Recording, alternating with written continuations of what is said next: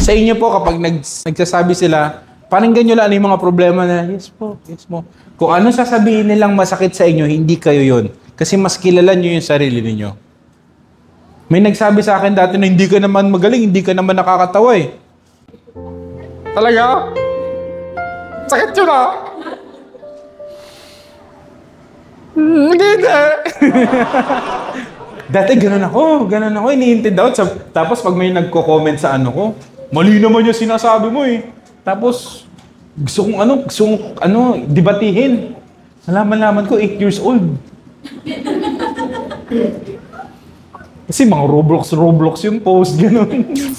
I completely understand why that would be frustrating. Let me fix it for you. Kasi pag naubos na yung reklamo nila, magkakasundo na kayo. Alam na yung problema.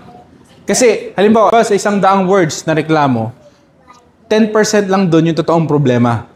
Yung iba, ano na lang yun, emosyon, kung ano na lang may masabi. Ay. Trabaho. Huwag niyo na po ninyong patulan. Sila ang may problema pag lagi silang galit. Sabi nga don't let your inner peace affected by outer storm. Huwag nga sila yung magulo. Relax sila. Iba pa rin po talaga pag may compose Huwag kayong papa-apekto. Okay? Thursday, everybody.